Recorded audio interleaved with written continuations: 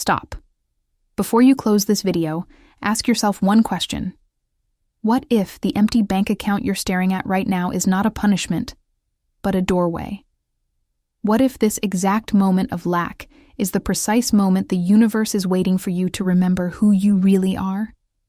If you've ever sat at your kitchen table doing math that doesn't add up, wondering how you'll pay rent, feed your family, or simply breathe without fear, this message was written for you. Stay with me until the end, because I'm going to give you a mental technique that has quietly changed the financial destiny of people who felt exactly like you feel right now. And before we go further, if you believe in the power of the spoken word to shape reality, subscribe to this channel, because here we don't just talk about abundance. We practice it together, every single day. Let's begin with a truth that most people never hear when they're broke. Money is not the opposite of poverty. Fear is. The state of having no more money is never truly a condition of the bank. It is first a condition of the mind, then a condition of the account. This is not a denial of your circumstances. Your bills are real. Your hunger, if you have it, is real. But underneath every empty wallet in history, there has always been an empty thought first. The outer is only ever a printout of the inner. So today we are not going to talk about budgeting apps or side hustles. We are going to talk about the one thing that actually governs supply, your consciousness of it. Here is the first shift you must make right now, in this very sentence. Stop saying, "I have no money." Every time you speak that phrase, you are not describing your bank balance. You are giving a command to your subconscious mind, and your subconscious mind, being a faithful servant, will go out and find you more evidence of lack to prove you right. The subconscious does not argue with you. It does not judge whether your statement is helpful or harmful. It simply says, "So it is," and gets to work manufacturing more of exactly what you described. So the very first exercise I want you to do, right where you're sitting, is this. Place your hand over your chest. Take one slow breath and say quietly, "Money flows to me from expected and unexpected sources, easily and freely." Say it again. Feel the words instead of just thinking them. This single sentence, repeated with feeling, begins to rewrite the old programming that says lack is your identity. Now, let's ask a pertinent question. One you need to sit with honestly. What did you learn about money before you were even old enough to earn any? Did you hear "we can't afford that" at the dinner table? Did you watch a parent flinch every time an envelope arrived in the mail? These early recordings do not disappear just because you grew up. They live quietly in the subconscious, running the show behind the scenes, long after you've forgotten where they came from. This is why so many people can work 18-hour days and still find money disappearing mysteriously. Because the inner blueprint, not the outer effort, decides the outcome. Pause this video for 10 seconds if you need to, and simply notice, without shame, what your first money memory actually is. Awareness is not blame. Awareness is the beginning of freedom. There is an old idea, quietly whispered by the great mental science teachers of the last century, that the subconscious mind cannot tell the difference between a vividly imagined scene and a physically lived one. It responds to the impression, not the fact. This means that the state of no money you are living in emotionally right now is simply the last impression you handed it, and it means something extraordinary. You can hand it a new impression, deliberately, tonight, before you fall asleep. This is the real exercise, so listen carefully. Tonight, in that drowsy state right before sleep, when the analytical mind loosens its grip, imagine, not think about, but actually feel, the relief of having enough. Feel your shoulders drop. Imagine opening your banking app and feeling calm, not dread. Imagine handing someone money for a bill and feeling ease instead of anxiety.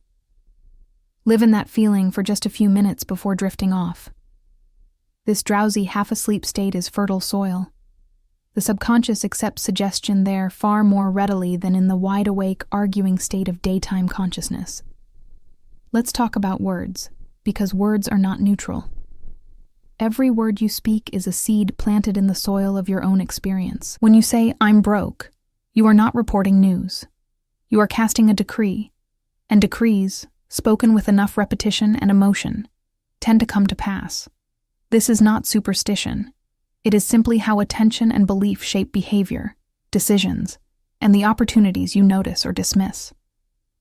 Replace "I'm broke" with "I am in a temporary gap, and gaps close." Replace "I'll never afford this" with "I am building the consciousness of ease, one day at a time." Notice how different your body feels reading each version out loud. That felt difference is the whole game. Here's a question worth asking yourself honestly, and I want you to actually answer it, not just nod along. When money does come to you, a paycheck, a gift, a refund, what is the very first feeling that arrives? Is it joy, or is it immediate anxiety about where it must go? If relief is always tangled with dread, you are training your nervous system to associate money with tension rather than peace, and the subconscious will keep that cycle spinning to protect its own familiar pattern, however uncomfortable that pattern is. Try this small daily exercise for the next 7 days. Each time any money enters your life, no matter how small, a coin, a coupon, a few dollars, pause and say quietly, "Thank you.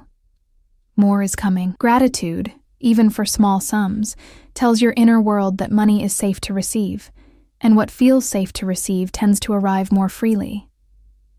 I also want to gently address the shame so many people carry around having no money. Shame keeps you frozen, and frozen states cannot attract flow. They can only maintain stagnation. You are not your bank balance. You were not less worthy on the day you had nothing, and you will not be more worthy on the day you have plenty. Worth is not measured in currency. It was never meant to be. The moment you stop punishing yourself for where you are, you free up the very energy needed to move somewhere else. This is not about denying your bills or pretending everything is fine when it isn't. It's about refusing to add self-judgment on top of a difficult circumstance, because self-judgment is simply more of the same low, contracted frequency that created the shortage in the first place. Now here's a practical, almost playful exercise you can do this week to loosen the grip that lack has on your imagination. Write down, on a small piece of paper, the exact amount you wish you had extra this month. Be specific, not vague. Fold that paper and place it somewhere you'll see daily: a wallet, a mirror frame, a nightstand. Each time you see it, don't calculate how it could possibly arrive. That is not your job. Your only job is to feel, for 3 seconds, what it would feel like if it were already true. The how belongs to the universe, to circumstance, to people and paths you cannot yet see. Your only work is the feeling. This single habit, practiced daily rather than occasionally, begins to loosen the rigid mental grip that keeps supply feeling far away, and slowly replaces it with an expectancy that supply is near. Let's also talk about giving, because it seems paradoxical to give when you feel you have nothing. Yet this is precisely where the old teachers were most insistent.